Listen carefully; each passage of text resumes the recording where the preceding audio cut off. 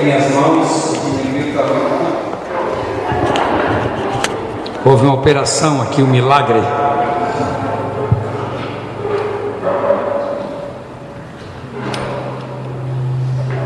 Muito bem, uma alegria muito grande voltar a estar com os irmãos. Depois de algum tempo, dessa vez Wanda pôde vir comigo. E eu trouxe também o casal Edson e Ana. Edson me acompanha muito em algumas viagens, quando eu vou, especialmente quando eu vou em seminário de batalha espiritual e de libertação, e dá muito demônio, né? Dá muito demônio, então ele me ajuda a expulsar os demônios, né? Quer expulsar alguns demôniozinhos hoje à noite? Não, hoje eu não vou pregar sobre libertação, mas é sempre uma alegria muito grande vir a Lajeado, estar com os irmãos. Quero reforçar esse apelo que foi feito do Gustavo, que vai a Cuba mais uma vez. Ele é muito querido lá, faz um bom trabalho, e as ofertas em dinheiro são muito importantes, porque com o dinheiro os irmãos de lá podem comprar coisas que às vezes a gente leva e fica muito pesado. Por exemplo, levar sabonete, levar pasta de dente, essas coisas ficam pesadas na mala, e lá com o dinheiro eles podem comprar nas lojas do governo. O governo tem dois tipos de lojas: os mercados estatais, que você mal encontra sabão e arroz, e tem outros armazéns que também são do governo, mas que só pode comprar com uma moeda especial, equivalente ao euro e ao dólar. Então você tem que... Por isso que dinheiro é muito importante para ajudar aquelas pessoas. Eu quero convidar vocês a lermos a palavra de Deus em Jeremias capítulo 18. Jeremias 18, vamos ler do versículo 1 ao 6. Eu estou fugindo daqui para não... Está dando microfonia. É que os pregadores que vêm aqui, eles são altos, então o microfone fica aqui e não dá microfonia. Vai ficar muito pertinho. Vamos ler do versículo 1 ao 6. Palavra do Senhor que veio a Jeremias dizendo: Dispõe-te e desce à casa do oleiro, e lá ouvirás as minhas palavras. Desci à casa do oleiro, e eis que ele estava entregue à sua obra sobre as rodas. Como o vaso que o oleiro fazia de barro se lhe estragou na mão, tornou a fazer dele outro vaso, segundo bem lhe pareceu. Então veio a minha palavra do Senhor: Não poderei eu fazer de vós como fez este oleiro, ó casa de Israel, diz o Senhor. Eis que como o barro na mão do oleiro, assim sois vós na minha mão, ó casa de Israel. Só até aqui.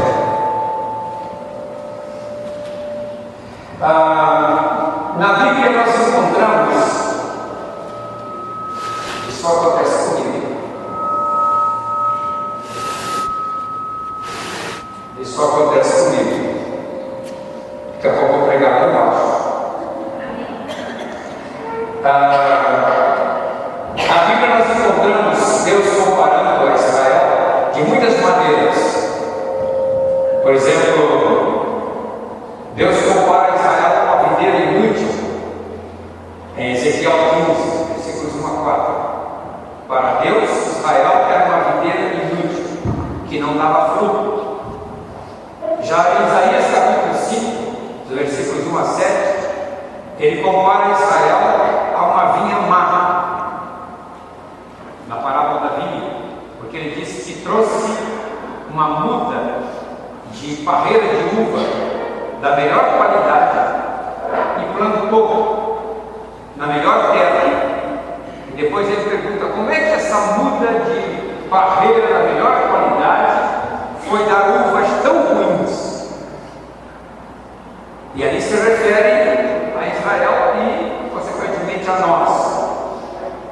terceiro lugar, ele compara Israel a uma menina que se torna moça e se prostitui, em Ezequiel 16. Depois, no mesmo Ezequiel 16, versículo 49, ele fala que Sodoma e Gomorra, ou que Israel é comparada a uma das irmãs de Sodoma e Gomorra. Ele diz: não foram Sodoma e Gomorra irmãs? Em Jeremias 2,24, ele compara Israel a uma jumenta selvagem, que você não tem controle sobre ela. Em Números 23, 24, ele compara Israel a leoas e leões, que estão à espera da presa. Em Isaías 30, ele compara o Egito, não agora Israel, o Egito, ele o chama de besta do sul e gabarola. Quer dizer, gabarola no sentido, é um bobalhão aí que fica falando bobagem. O Egito é um vaso quebrado que não se aproveita o caco, diz ele lá em Isaías 30. Já no Novo Testamento, ele chama os gentios, a igreja, de oliveira brava, Israel de oliveira boa. E nós fomos, nesse caso agora somos nós, fomos enxertados numa boa oliveira. Nós éramos oliveira má, e ele nos enxertou na oliveira boa. Então a seiva da oliveira boa passa a correr através de nós. Em Isaías 41:14, ele chama Israel de povozinho e vermezinho, quando ele diz: não temas, vermezinho de Jacó. Quer dizer, ele diminui mais ainda a gente. Em Apocalipse 12, Israel e a igreja são comparados a uma noiva, a uma mulher. E Isaías 64, ele fala de Israel como um vaso sendo moldado pelo oleiro. Também ele fala disso em Isaías 45. E eu, quando comecei a estudar esse texto de Jeremias 18, porque nós cantamos muito uma música baseada em Jeremias 18, né? Como tu queres, faze como tu queres, faze, ó Senhor, tu és o oleiro, barro eu sou, quebra e transforma, até que enfim tua beleza. Como é que é? Tua bondade, vontade, é vontade, se cumpra em mim. Os mais antigos se lembram bem. E aí eu comecei a estudar esse texto, essa questão do vaso e do oleiro, e me perguntei: por que Deus compara o seu povo a um barro sendo trabalhado pelo oleiro? Não sei se aqui os jovens já foram a um oleiro, um lugar onde faz vasos de barro manualmente. É muito interessante um dia fazer um passeio a um desses lugares onde o vaso é feito manualmente, não é? O oleiro, ele toca aquela mesa, ela vai rodando rapidamente com os seus pés, e aqui ele tem um monte de barro e ele vai trabalhando. Eu cheguei a pegar um vídeo para mostrar para vocês, mas por alguma razão não liguei no computador. E aí vai mostrando o vaso sendo formado conforme ele quer. Ele usa suas mãos para trabalhar o vaso. Eu estive nos oleiros lá perto da ilha de Marajó, onde fazem a cerâmica marajoara, muito bonita, muito bem trabalhada, as cerâmicas marajoara famosas no Brasil. E sempre acompanhei essa atividade do oleiro, porque eu acho tão interessante essa obra de arte, que o oleiro decide fazer como é que ele quer. Está na mente dele o projeto. Eu tenho algumas colocações, vocês talvez depois queiram estudar isso nos seus pequenos grupos. Eu tenho algumas colocações, em primeiro lugar, para lembrar ao homem que ele foi criado do pó. Em Gênesis 2:7, né? Formou o Senhor Deus ao homem do pó da terra. Você é pó. Depois ele disse, né? Ele diz a Adão: tu és pó e ao pó tornarás. Cada um de nós vai virar pó. Não pense que o corpo de Davi não virou pó, porque morreu há tantos mil anos atrás que até os ossos já se desmancharam, apesar do sepulcro estar lá. Já virou pó, vai se deteriorando, porque é para lá que Deus manda. Deus está mostrando para você que o seu destino é o pó. Às vezes damos muito valor às coisas que temos, às coisas que possuímos ou que queremos possuir, e às vezes até pensamos em amealhar fortunas, né, para a posteridade, mas daqui a pouco você se dá conta que você é pó, e fica tudo ali. Fica tudo ali. Segundo lugar, para lembrar ao homem que ele o fez de pó e utiliza-o como instrumento de sua vontade. Quando morre, volta ao pó. Em terceiro lugar, para mostrar a supremacia ou o poder do oleiro sobre o barro. Primeiramente no aspecto físico, né? Deus nos fez assim, conforme Ele quis, baixinhos, altos, magros, alguns gordinhos. Fala de quanto, cadê o gordinho daqui? Está em Porto Alegre? Está no 27 mais? Hoje tinha uma reunião do 27 mais, que eu fui convidado para falar na despedida do Moisés Batista, e aí eu disse: não, mas eu tenho que ir para Lajeado, não posso participar do 27 mais. Então Deus nos fez assim, baixinhos, altos, magros, e não adianta reclamar. Baixinho, baixinho. Eu estou sempre precisando de 5 centímetros mais. E às vezes eu digo: Deus, por que não me deu 5 centímetros mais no meu braço? Além de me fazer baixinho, me fez esse bracinho curto. Não é? A minha mulher é da mesma altura minha, mas ela tem braços compridos.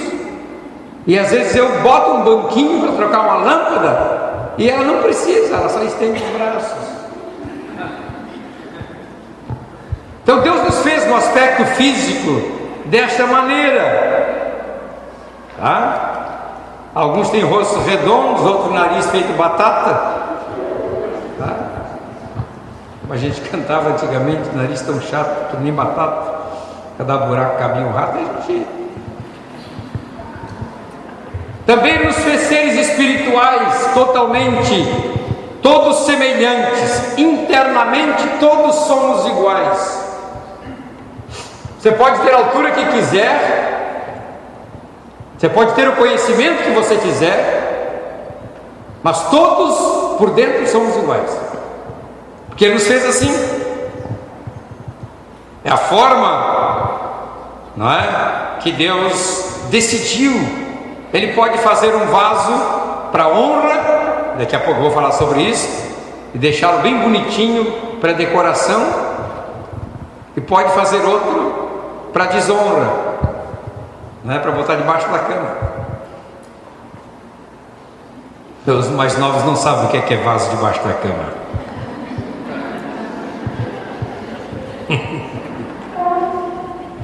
Afinal, Ele tem domínio sobre todas as coisas. Tem domínio sobre todas as coisas.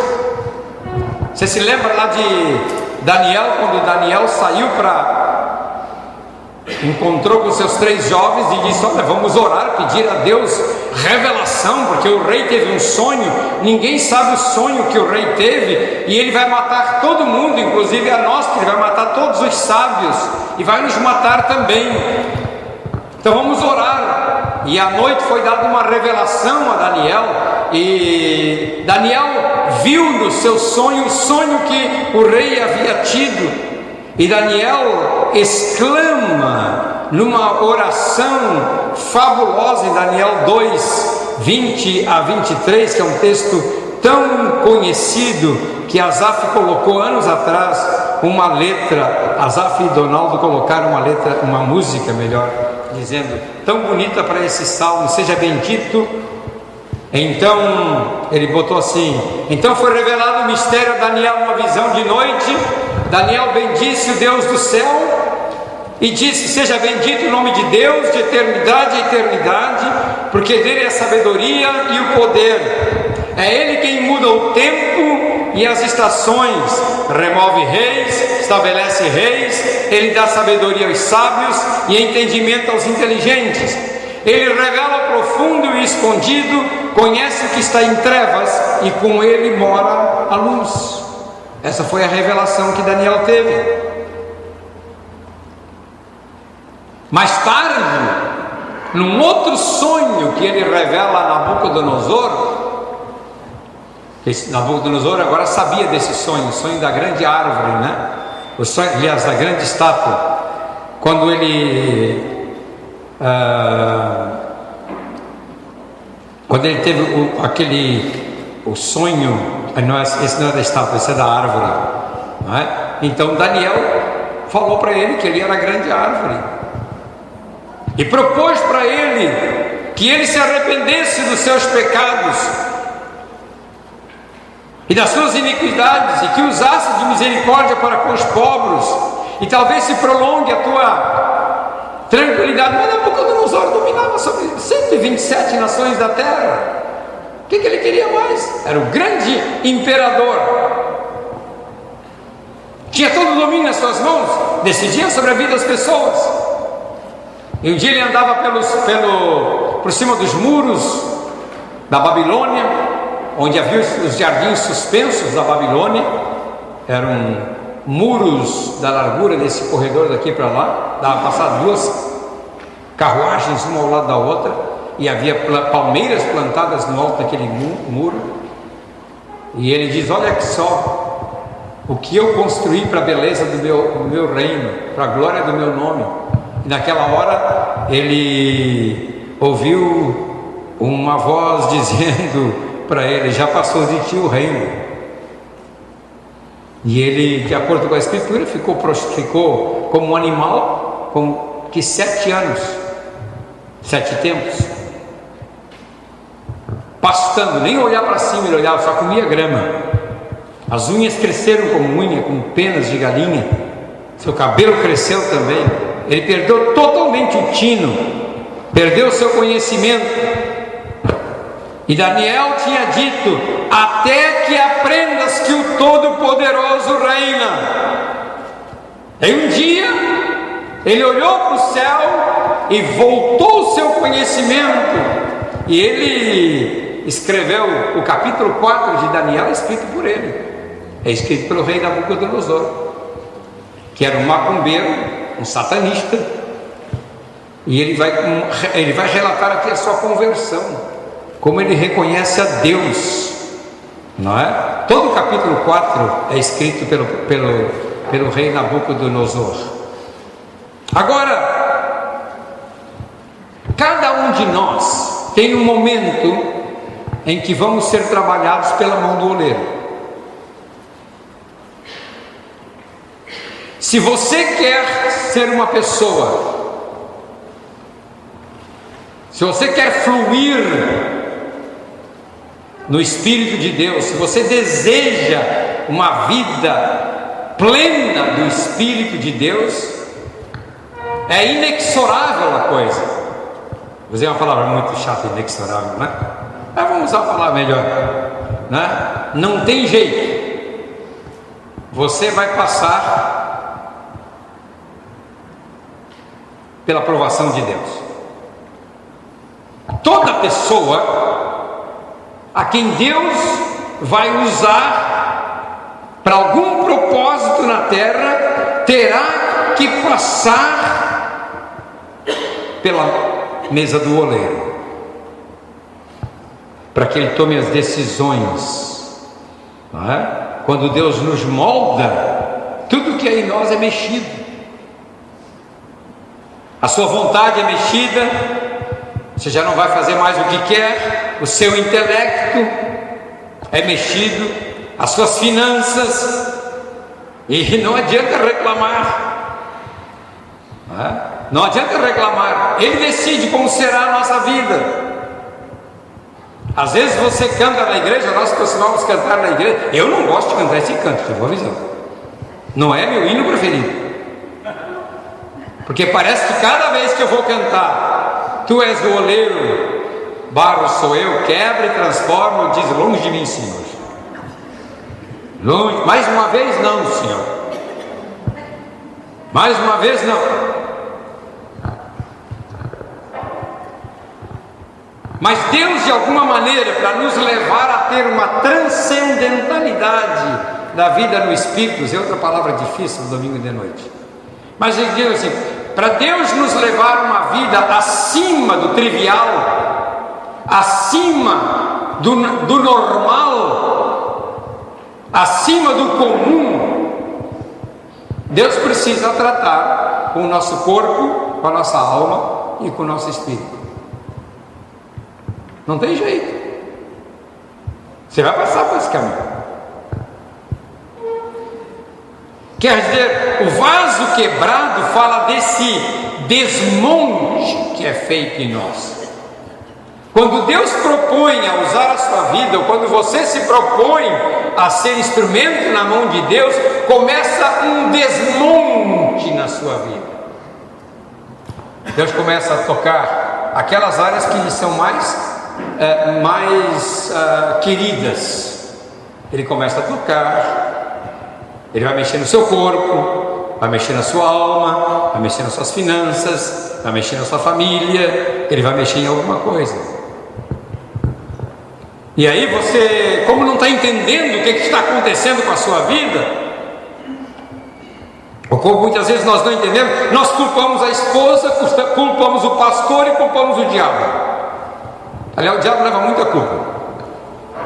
E esquecemos que nós andávamos cantando ultimamente, quebra e transforma até que enfim tua vontade se veja em mim. Estava cantando e agora está sendo quebrado. Tem um remote na sua vida, mas eu ainda acho que a pior fase é a fase do vaso quando ele é colocado no fogo, porque o vaso, para ter plena utilidade e não vazar a água que é colocada dentro dele, ele vai para o fogo a alta temperatura, torradinho. Interessante que eu tenho um estudo sobre Neemias, acho que eu já dei uma vez sobre louvores para vocês, mas como faz 250 anos atrás, só vou lembrar. Neemias 12, aquela jornada do povo, dos cantores de Esdras e Neemias andando sobre o muro, que eles começam em Neemias capítulo 12, eles começam sobre na porta do monturo, que é onde todos nós entramos.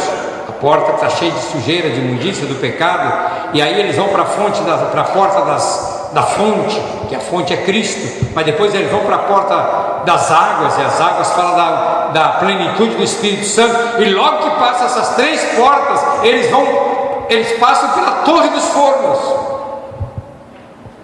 e na Torre dos Fornos é que vem a aprovação. Eu tenho até uma interpretação um tanto diferente dos pentecostais, quando João diz assim: aquele que vem após mim é maior do que eu, ele vos batizará com o Espírito Santo e com fogo. E eu costumo dizer aos irmãos na Assembleia de Deus e aos meus alunos no seminário, que esse com fogo não é para deixar você com um reteté dando pulinho, dançando e pulando. crente reteté, cheio de profecia e kikikiki. Esse fogo aí fala de provação. Você tem 2 batismos na sua vida. Tem o batismo no Espírito e o batismo no fogo, quando você é provado. Acho que cada um de vocês aqui, em alguma medida, já passou por alguma provação. É ou não é verdade? Já passou por algum teste, tá? É a única maneira de experimentarmos a transcendentalidade da vida no Espírito Santo. Eu gosto muito do texto de Ezequiel 8, Ezequiel 8:3 é interessante. Se você tem que ler de Ezequiel 1 até o 10 para entender isso. Mas lendo Ezequiel 8, o profeta Ezequiel está sentado junto com os demais anciãos da cidade na sua casa, e de repente ele sente que é trasladado, ele é levado para Jerusalém, e diz assim: o Espírito me tomou pelos cachos do cabelo, né? Eu não sei como é que ele me levaria, porque eu não tenho cacho de cabelo, né? O Mateus tinha aqui, quando tinha aquele Black Power que ele usava. Matias tinha um Black Power. Eu sempre olhava para ele e disse assim: o Espírito é fácil pegar ele e levar assim. Pega pelo... Mas tudo bem.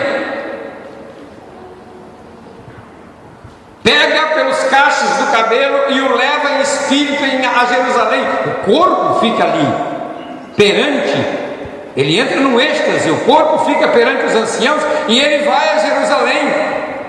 E ele vai online. Entende? É no tempo real. É no tempo real. Ele entra lá no templo de Jerusalém e começa a ver o que está acontecendo.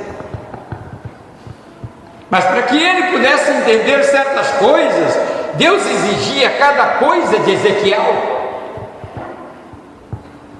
Só o seguinte, vou dar só alguns exemplos. Se você não tiver nada para falar, se eu não colocar nada na tua boca, tu vai ficar mudo. E Ezequiel ficava mudo, só falava quando Deus dava a palavra para ele.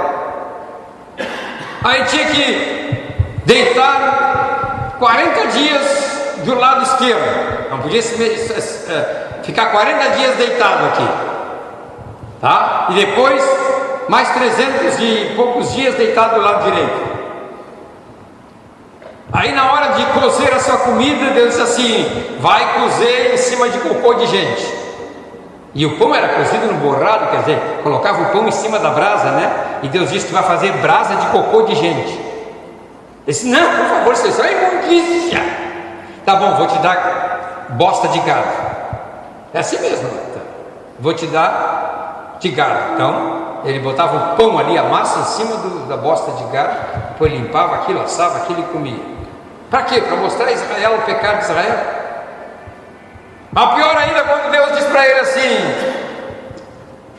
olha, você vai ter que cortar a sua barba e pesar, vai ter que cortar o cabelo e pesar, você vai ter que esculpir a cidade de Jerusalém.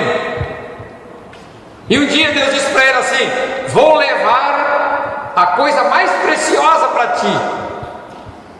E ele diz assim: falei isso de manhã e à tarde morreu minha mulher. E Deus disse: você não pode chorar. E ele teve que aguentar em seco, não podia chorar a morte da mulher. Mas Ezequiel experimentava o que é viver numa dimensão do Espírito que nós não experimentamos em nossos dias.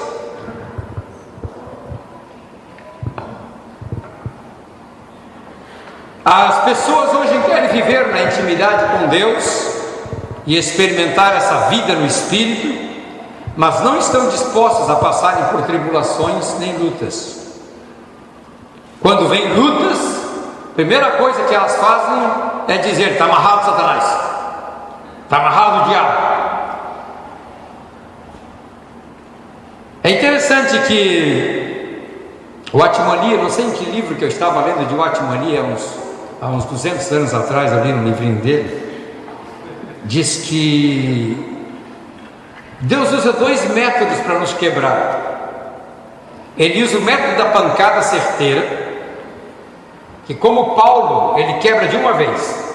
Paulo ia a caminho de Damasco e levou uma chapuletada, quebrou de uma só vez. Pá! A partir dali, ele se tornou outro homem. Jacó, ele demorou quase 100 anos quebrando, cada dia quebrava um pouquinho. Cada dia quebrava um pouquinho. Fez ele passar fome, fez passar perseguição, passar necessidade, foi enganado pelo sogro. Quem é que não foi enganado pelo sogro? 10 vezes enganado pelo sogro. Sofreu, até que um dia ele voltava para sua terra natal, quando ele fica em Peniel, ali no vale de Jaboque, e um homem lutou com ele a noite inteira, e ele não sabia que era um anjo, mas lutou com ele a noite inteira. Você imagina uma luta de espada a noite inteira, até que era um anjo, o anjo tocou na coxa dele, e a partir daquele dia ele recebeu a marca de Deus e recebeu o título de príncipe, mudou o nome dele. O teu nome a partir de hoje será Israel. Não é mais Jacó, o suplantador. O teu nome agora é príncipe Israel, porque como príncipe lutaste com Deus e venceste. Então, enquanto alguns são quebrados de uma só vez, e você conhece pessoas assim na igreja, que para se converter tiveram que enfrentar uma tragédia. Pessoas que para se converter, Deus as levou assim por uma situação trágica, e aquelas pessoas se converteram, e a partir dali uma nova vida. Mas tem outras pessoas, especialmente os crentes, né? E Deus tem que quebrar todo dia um pouquinho. Toda semana Deus quebra um pouco, até que essa pessoa seja um príncipe. E muitas vezes, se você quer ser um príncipe de Deus, terá que ser quebrado. Terá que ser quebrado, porque esse é o caminho. Nós precisamos experimentar essa transcendentalidade. Paulo, quando fala sobre isto, ele diz assim: temos, porém, este tesouro, ele fala em 2 Coríntios 4,7, em vasos de barro, para que a excelência do poder seja de Deus e não de nós. E Deus, quando nos trata como vasos de barro, e Paulo diz que somos vasos de barro, está mostrando que o vaso de barro, por mais feio que seja, é o lugar, e mais fraco que seja, e mais frágil que seja, é o lugar em que Deus usa para guardar o que lhe é precioso, o que lhe é de maior agrado, seu poder. Não sei se vocês já leram sobre os pergaminhos do Mar Morto. Os pergaminhos do Mar Morto foram encontrados nas montanhas perto do Mar Morto. Eu estive ali quando estive em Israel, não é? Umas cavernas que ficam assim nos paredões de montanha, em Qumran. Quando um nômade, um desses criadores de cabras nômades, atirou uma pedra a esmo e sentiu que deu um baque oco. Aí ele foi lá ver o que era. Tem que subir, fazer uma escada, subir, porque os buracos ficam bem assim em cima. E ele descobriu lá muitos vasos cheios de pergaminhos. Aqueles pergaminhos que a maioria deles contém, hoje eles só conseguiram recuperar o texto de Isaías, do livro de Isaías. Aqueles pergaminhos do Mar Morto, eles estavam ali preservados há quase 2000 anos, desde a época da invasão de Roma, quando Roma invadiu para destruir. Roma já dominava Jerusalém, mas quando o imperador decidiu destruir com Jerusalém, acabar com Jerusalém, no ano 70 de nossa era, quando ele destruiu o templo, então ele perseguiu esses cristãos, e os cristãos, eu não sei se os essênios, da mesmo grupo de João Batista, esconderam ali pergaminhos, e aqueles pergaminhos ficaram ali e conservaram-se durante quase 2000 anos. E o guia com o qual eu estava em Jerusalém, eu fui visitar o museu de Jerusalém, ele disse: olha, nós estamos tentando manter os pergaminhos numa cabine de vidro com a mesma temperatura e a mesma umidade que esses pergaminhos tinham dentro dos vasos de barro nas cavernas de Qumran. Mesmo assim, os pergaminhos estão se esfarelando. Lá dentro do vaso de barro ele era conservado, não se esfarelou. Mas agora, com toda a tecnologia do museu de Jerusalém, ele estava se esfarelando. E estava dando um nó nos cientistas.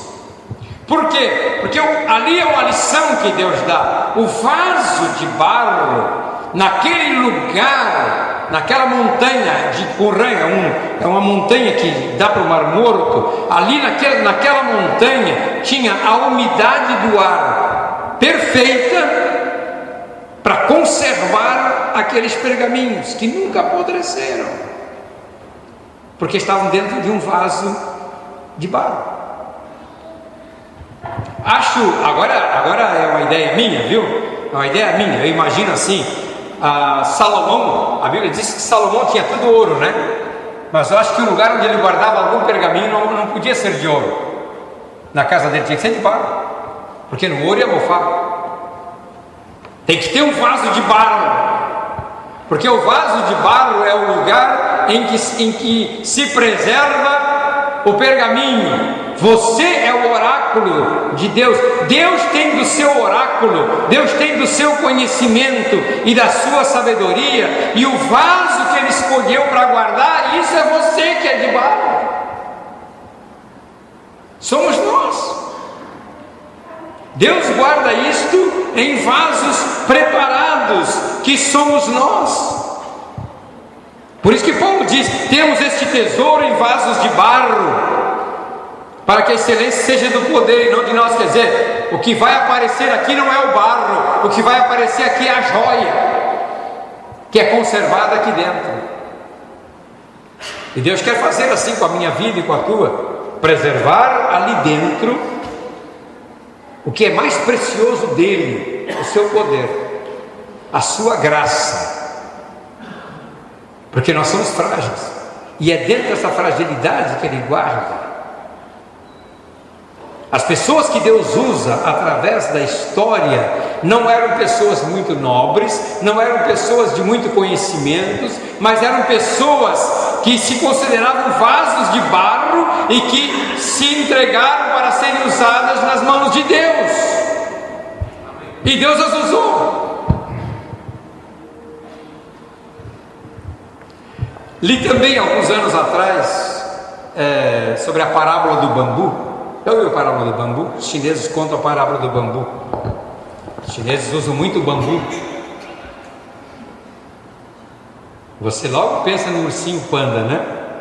Quando eu falo em bambu, tá? Não tem nada a ver com o panda, tá? Mas os bambus grossos assim.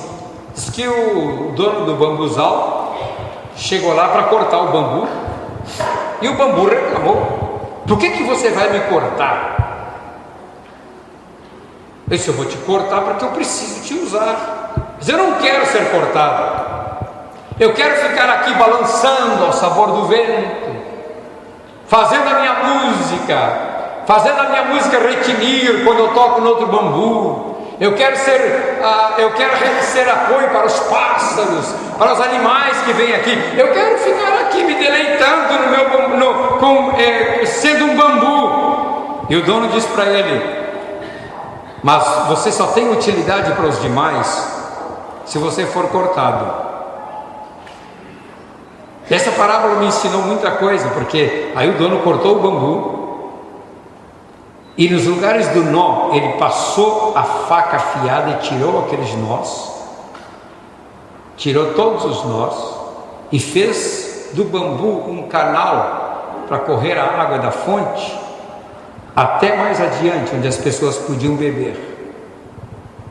E aí o bambu se deu conta de que ele era mais útil morto do que vivo, porque agora a água corria da fonte diretamente para as pessoas, para o gado, para as pessoas que precisavam de água potável. Às vezes nós não queremos ser trabalhados por Deus, mas muitas vezes a vida de Deus só flui através de nós quando você está disposto a deixar Deus tomar a sua vida, para fazer de sua vida um canal de bênção para outras pessoas.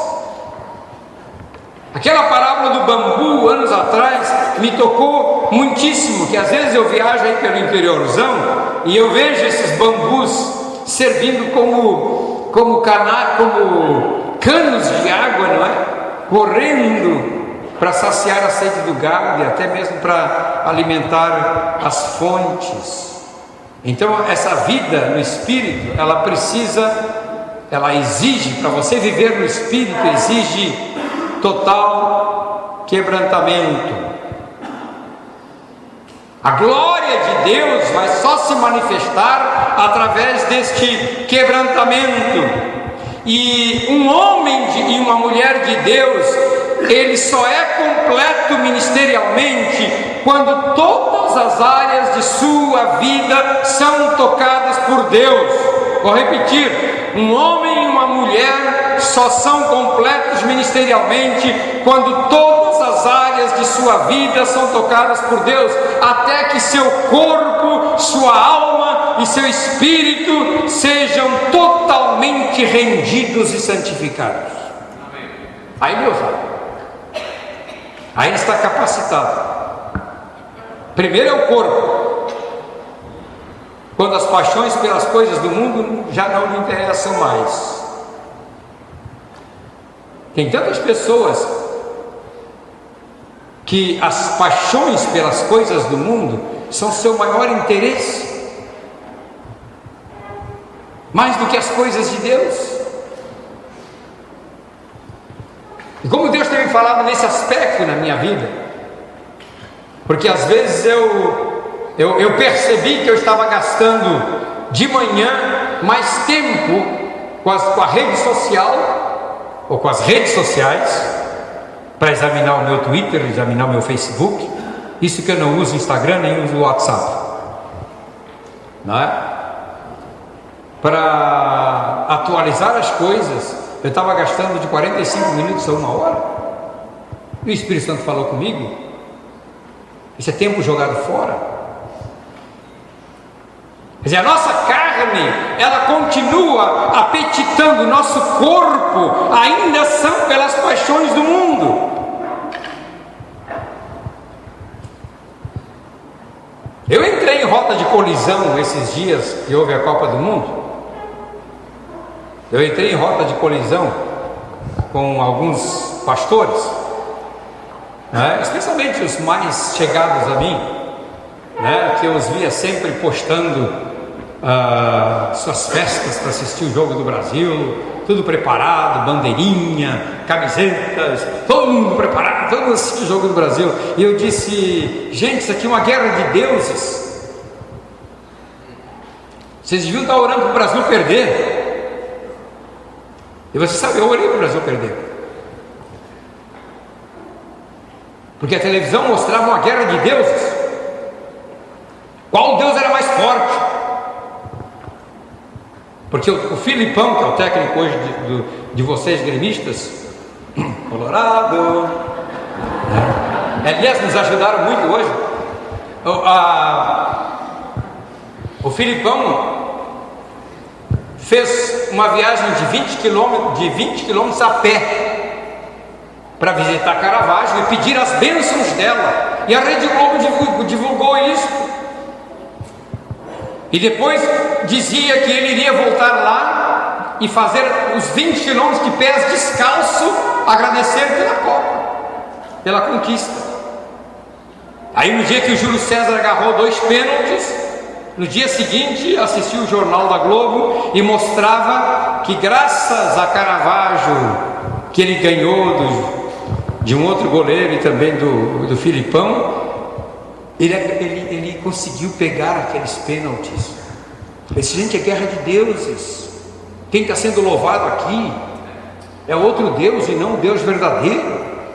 E eu comecei a alertar os irmãos: olhe para a cor da bola, brazuca. As cores são as cores dos orixás do candomblé, as cores da fitinha do Senhor do Bonfim. E aí diziam: as grandes goleadas que tem lá em Salvador, na Bahia, se deve ao fato dos 13 orixás que estão dentro da água da entrada da Bahia de Todos os Santos. Então tudo era em torno, não é? E os caras lá daqueles tambores lá, que eu não sei lá, a Wanda que sabe, os Olodum, eles fazem um pacto, né, de sangue na cabeça, entende? Para tocar aquele tambor e fazer invocações. E aí, no dia ainda do jogo com o Brasil, da comissão lá jogou sal grosso no banco da Alemanha. Aí Deus disse assim: vou botar o meu dedo. E o dedo de Deus chama-se número 7, porque o número 7 é o número da perfeição. E veio um certo momento, durante 5 minutos, que deu uma bobeira naquela seleção. Uma bobeira, parecia que eu via os inimigos do povo de Israel tudo tonto, sem saber para onde ir, e levaram 4 gols em 5 minutos. Porque Deus não está aí para brincadeira. Porque se o Brasil tivesse ganho a Copa do Mundo, quem é que estava sendo exaltado agora? A santa do Filipão. Quem é que estava sendo exaltado agora? O sal grosso que botaram lá na bancada. Quem é que estava sendo exaltado agora? A questão do candomblé. Mas Deus fez calar todo mundo. E às vezes nós ficamos ocupados com essas coisas que são do mundo. Claro, traz alegria, é divertido. Eu também vejo futebol, eu gosto de futebol, mas muitas vezes Deus começa a tratar com você e trata com o seu corpo para que as paixões do mundo não ocupem mais a sua vida.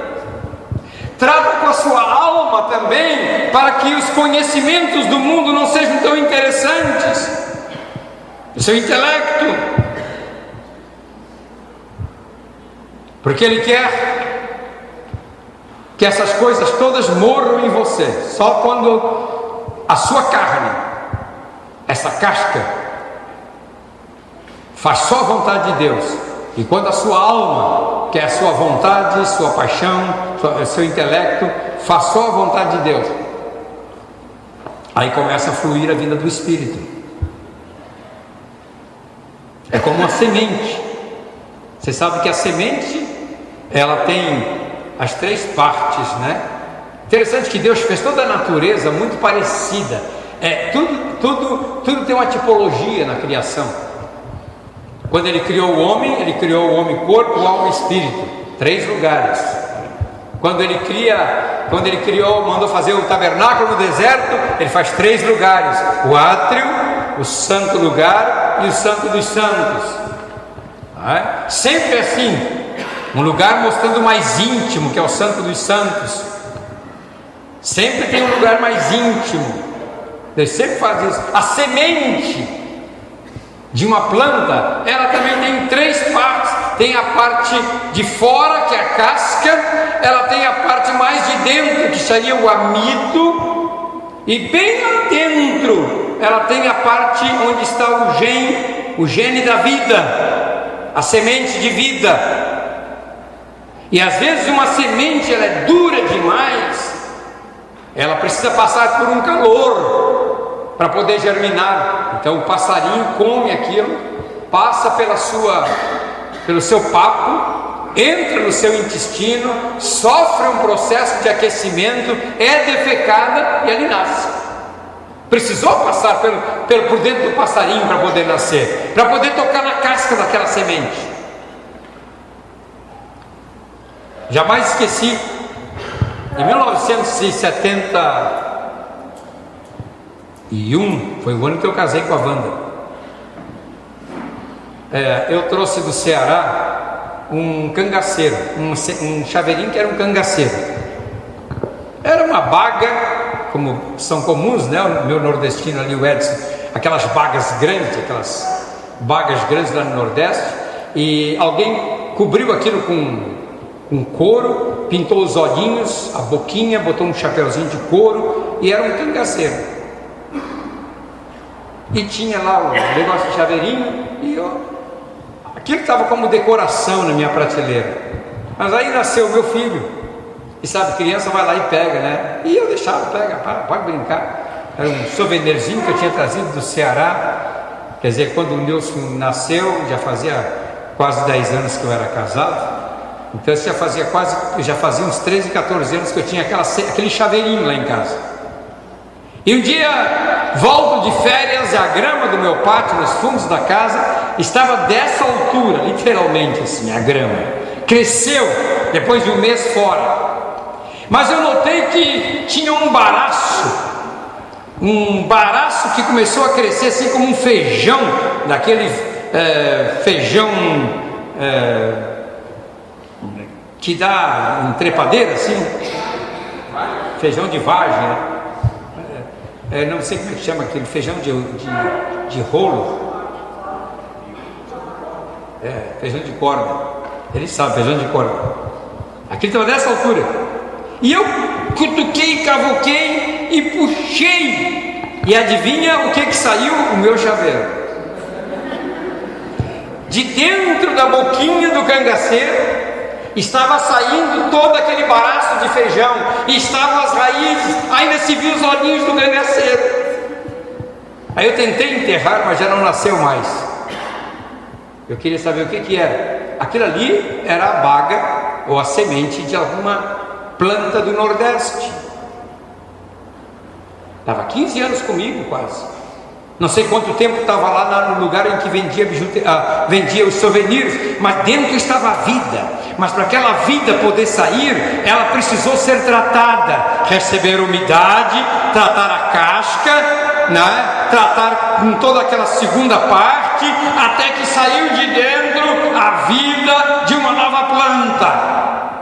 A sua vida e a minha vida não é diferente disso, meu irmão.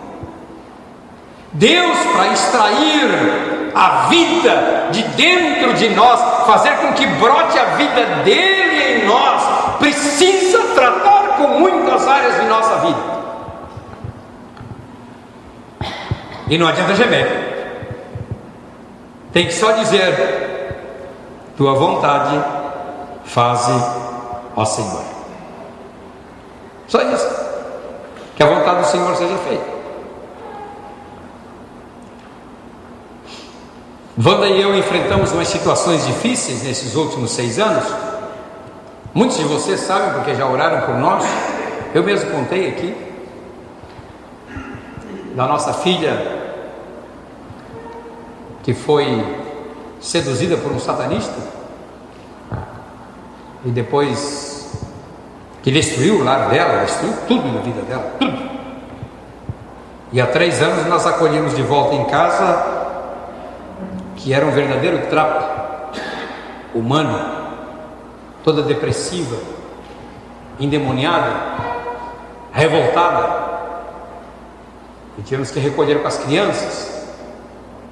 E esses últimos 6 anos foram anos de muita dificuldade, em que a Wanda colocava comida para mim e eu dizia: não vou comer, vou jejuar. A própria Wanda, com toda a sua fraqueza, às vezes estava em jejum. E a Wanda dizia: eu vou fazer um voto. Eu digo: dependendo do voto, tu faz, senão tu não vai fazer. Eu não deixava ela fazer os votos.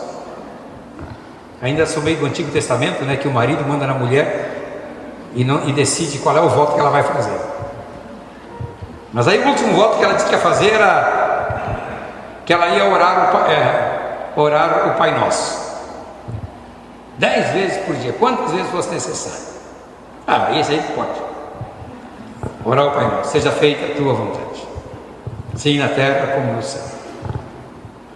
E a nossa filha foi passando por um período de transformação, de conversão, primeiro libertação dos demônios, depois de conversão, e foi melhorando,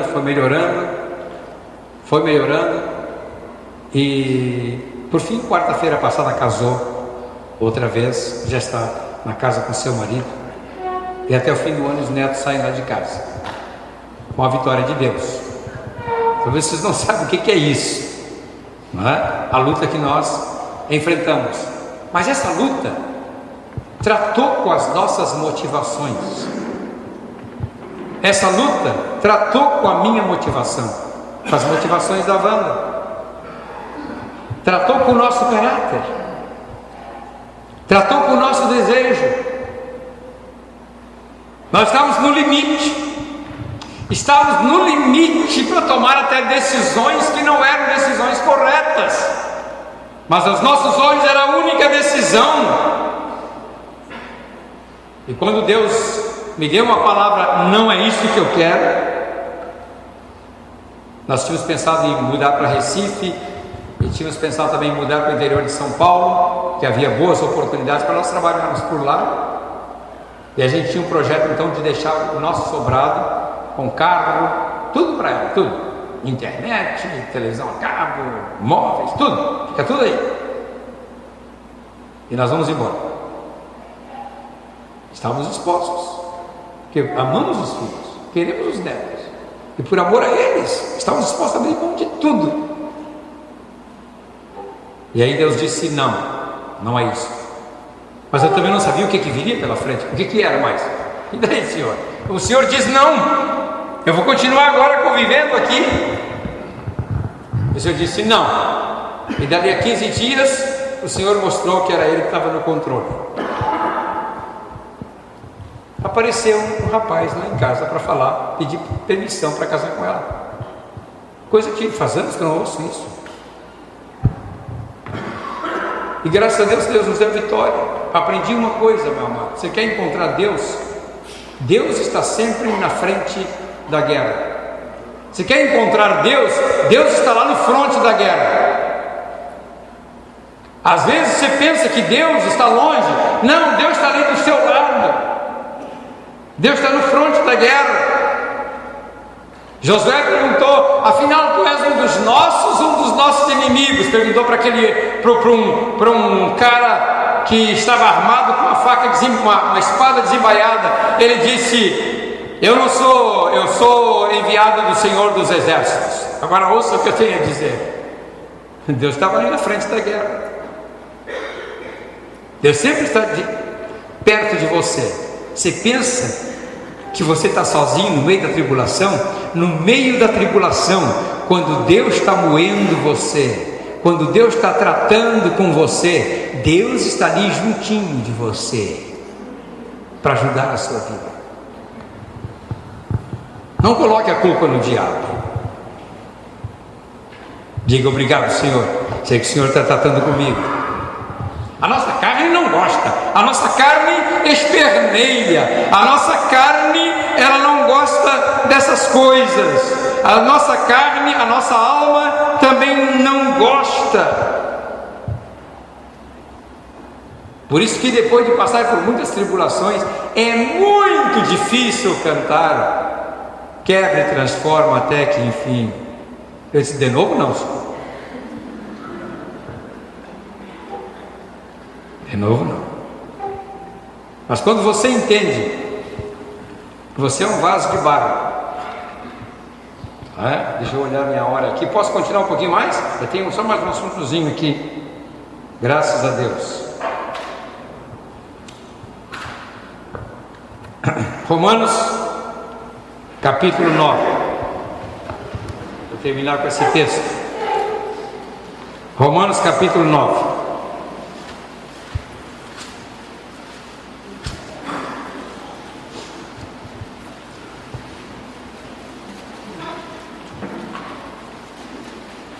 Versículo 19.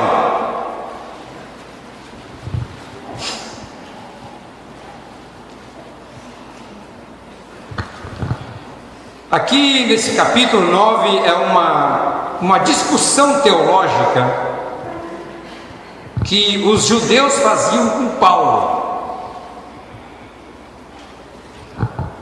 Porque Paulo fala da soberania de Deus, de que Deus tem direito de fazer o que Ele quer. Mas os judeus não aceitavam. E Paulo pergunta assim, vou ler do 14: que diremos, pois? Há injustiça da parte de Deus? De modo nenhum, pois Ele diz a Moisés: terei misericórdia de quem me aprover ter misericórdia, e compadecer-me-ei de quem me aprover ter compaixão. Assim, pois, não depende de quem quer ou de quem corre, mas de usar Deus a sua misericórdia. Porque a Escritura diz a Faraó: para isso mesmo te levantei, para mostrar em ti o meu poder, e para que o meu nome seja anunciado por toda a terra. Logo Ele tem misericórdia de quem quer e também endurece a quem lhe apraz. Tu, porém, me dirás: de que se queixa Ele ainda? Ele aqui é Deus. De que Deus está se queixando? Pois quem jamais resistiu à sua vontade? Aí Paulo faz a pergunta: quem és tu, ó homem, para discutires com Deus? Porventura pode o objeto perguntar a quem o fez: por que me fizeste assim? Ou não tem o oleiro direito sobre a massa, para do mesmo barro fazer um vaso para a honra e outro para a desonra? Essa questão da soberania de Deus na sua vida é muito importante. Deus decidiu, Deus está mostrando aqui que é direito dele fazer como lhe apraz. Mas não era assim que os judeus entendiam. Em Isaías, no capítulo 45, eu disse que eu ia só esse texto, mas sempre me lembro mais outro. Isaías 45, quando ele fala a respeito de Ciro, ele diz assim: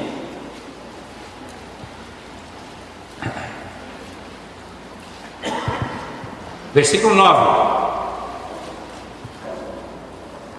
ai daquele que contende com o seu Criador e não passa de um caco de barro entre outros cacos.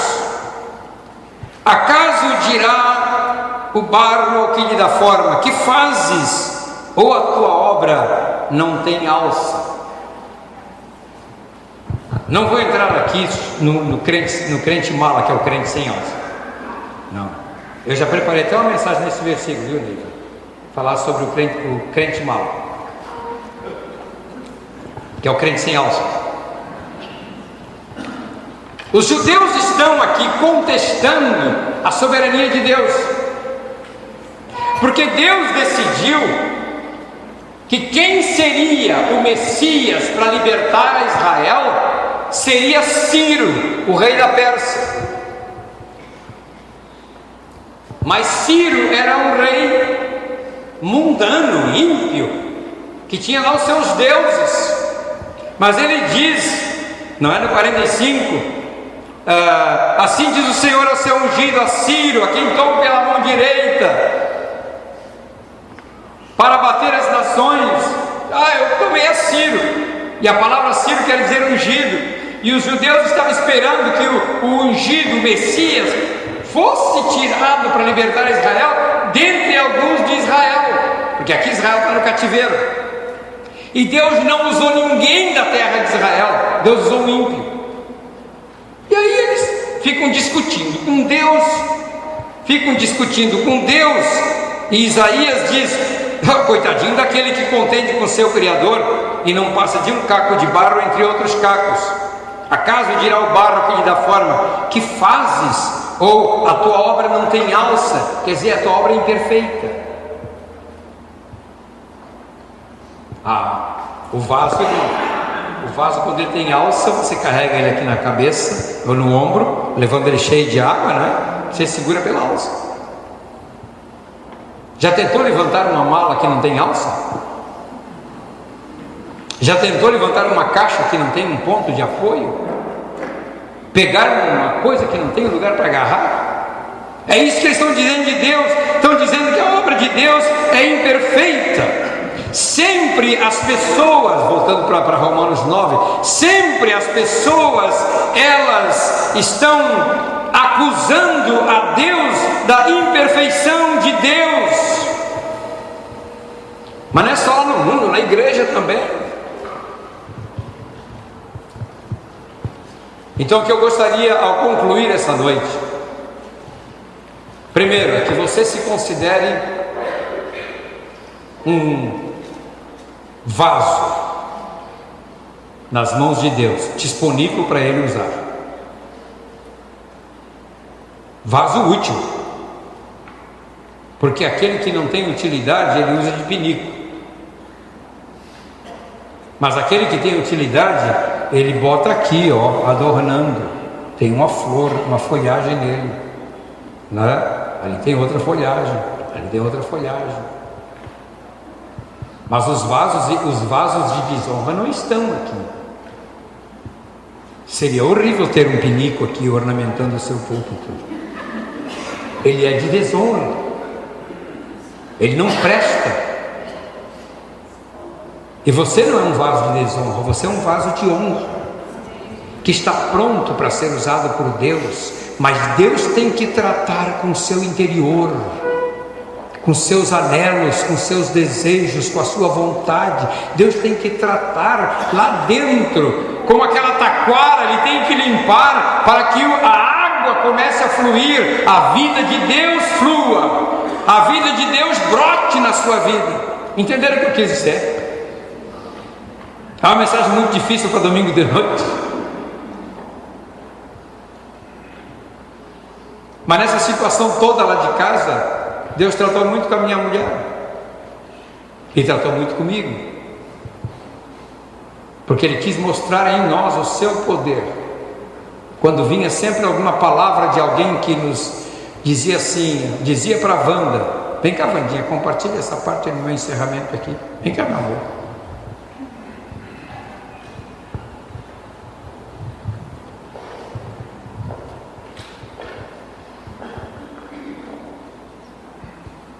Essa mulher aqui é uma fera diante de Deus, hein? Sabe o que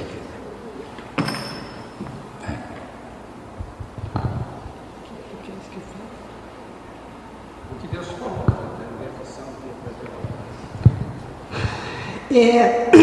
às vezes é difícil de falar,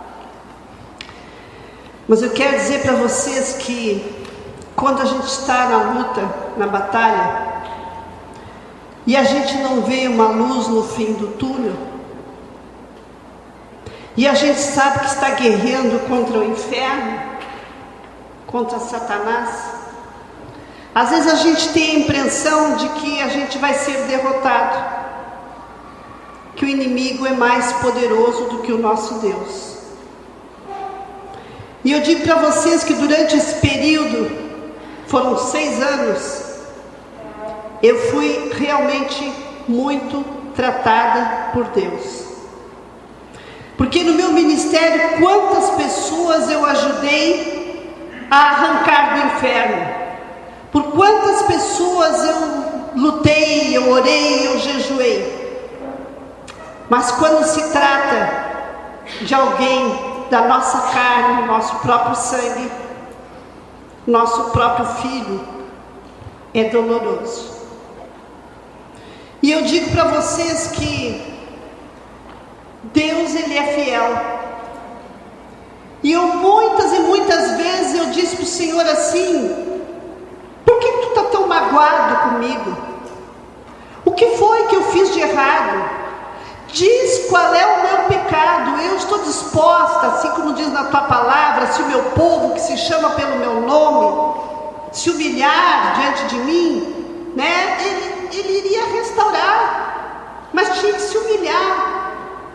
Então, eu colocava isso diante de Deus e dizia: tu está magoado comigo? Por que eu estou sofrendo tudo isso?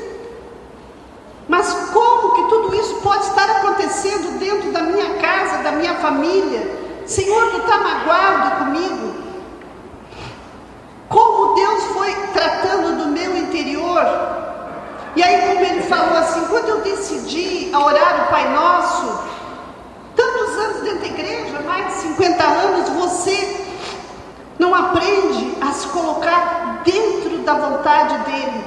E aí eu comecei a orar no Pai Nosso e dizer: Pai Nosso que estás no céu. Bom, Tu és o meu Pai, meu Criador. Seja feita a Tua vontade, assim na terra como no céu. Só que muitas e muitas vezes eu orei com meu rosto no chão, em lágrima e em desespero.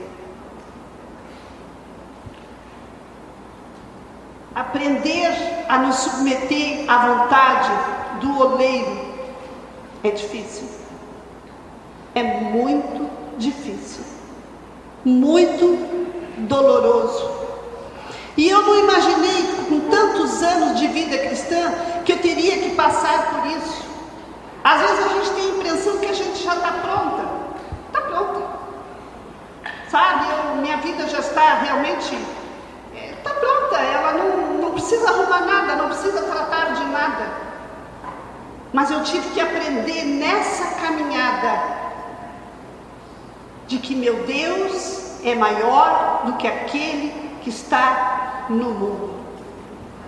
Eu já conhecia, Deus fez tantos milagres na minha vida, mas entrar numa batalha contra Satanás, cara a cara, com ele tentando me matar, e eu lutar com ele e dizer: Tu não vai me matar, quem vai me levar é Jesus, e eu repreender a morte, brigar com a morte.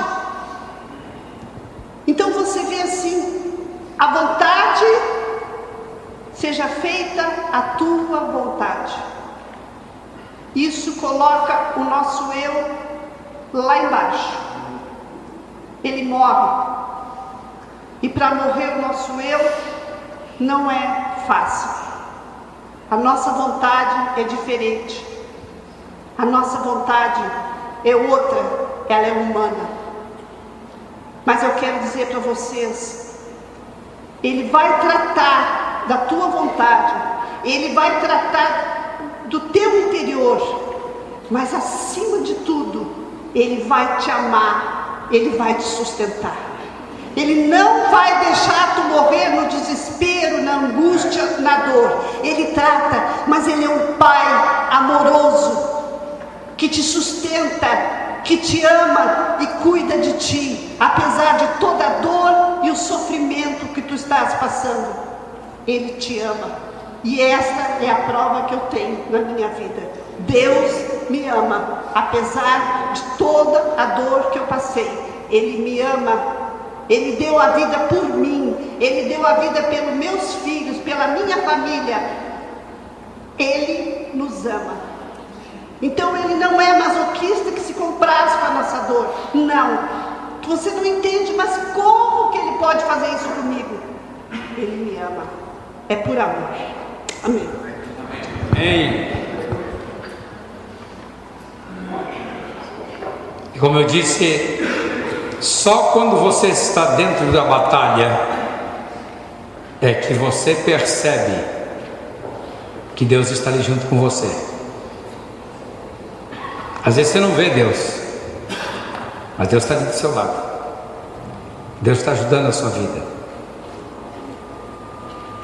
Agora, talvez para você seja difícil o que eu vou dizer, mas Deus está trabalhando. Deus tem que trabalhar com você.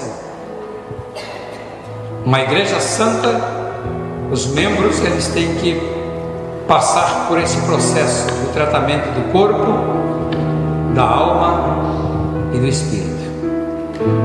Eu sei que algumas pessoas aqui que eu conheço já passaram por esse tipo de tribulação, já passaram por dificuldades, já enfrentaram divórcios, já enfrentaram uma situação de morte, de muita dificuldade, e cada uma dessas situações Deus foi transformando você.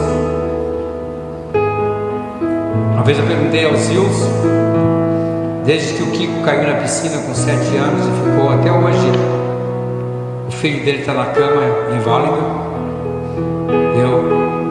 Como é que você se sente? Ele disse: esses anos todos com o Kiko na cama me transformaram num outro homem. E assim acontece. Deus transforma você. Vamos ficar em pé. Tem uma música? Já pensou na música para nós? Não?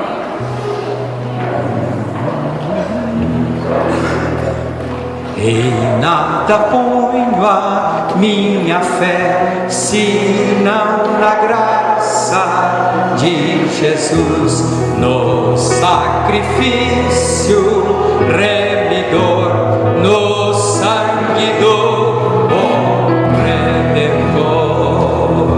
A minha fé e o meu amor estão firmados no Senhor, estão firmados no Senhor. É na hora da tribulação e da dificuldade que você sabe que a sua fé está firmada no Senhor. Não são as coisas que nada, nenhuma tribulação, Paulo quando fala sobre isso em Romanos, né? Eu sei que nem a morte, nem a vida, nem anjos, nem potestades, nem principados, nem qualquer outra criatura poderá, o quê? Separar do amor de Deus que está em Cristo Jesus. Dá um tom mais alto para essa música aí. Você estava em que tom aí? Mi? Dá sol.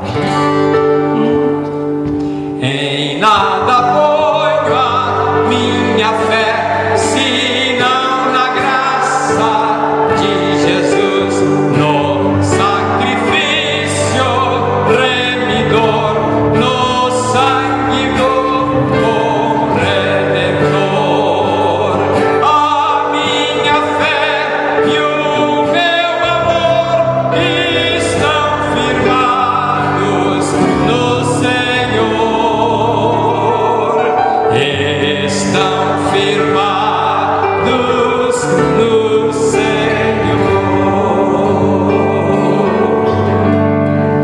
Vocês viram que eu não quis cantar aquele quebra e transforma? Eu vou deixar para você cantar aquele sozinho, que eu não gosto de cantar.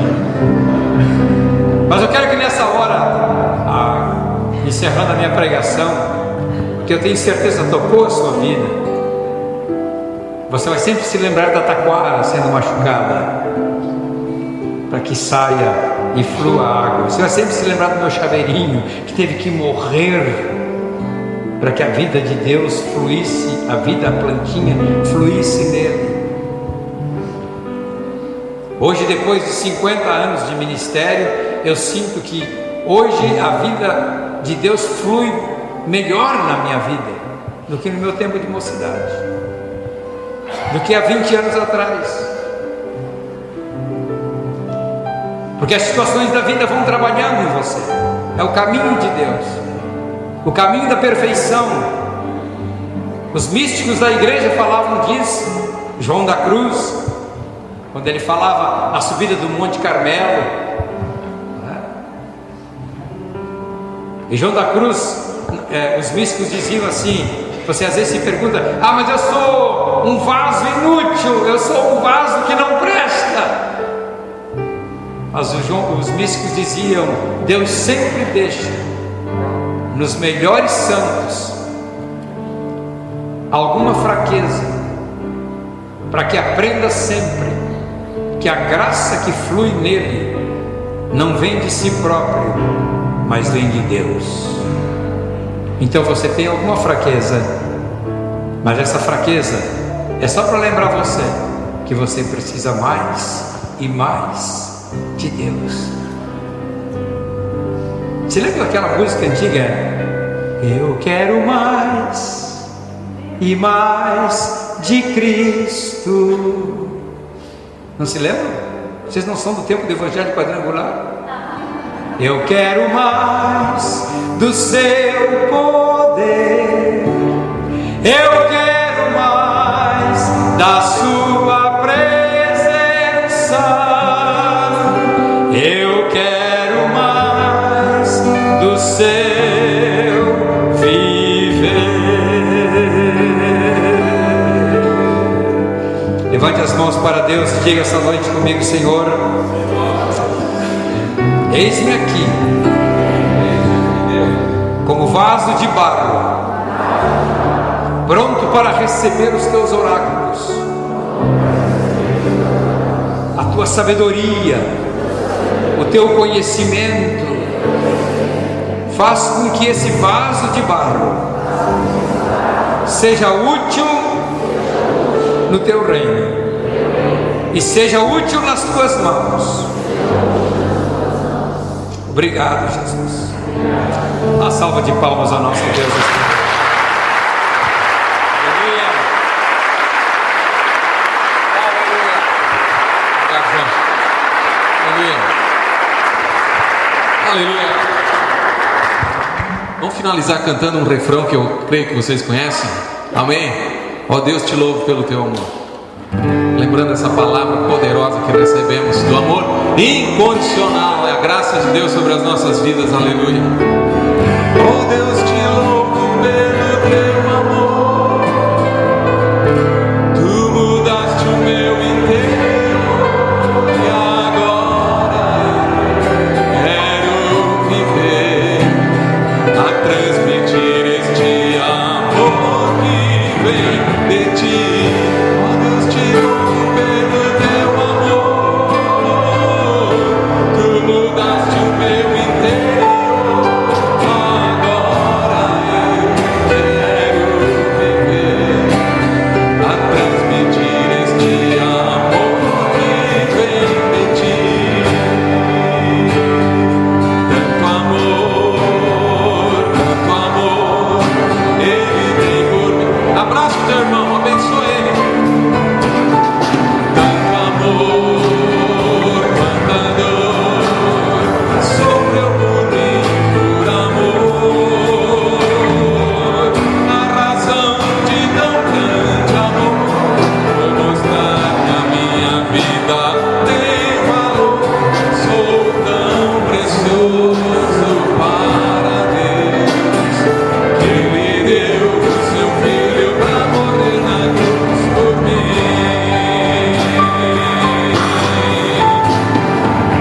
Ó Deus, te louvo pelo teu amor.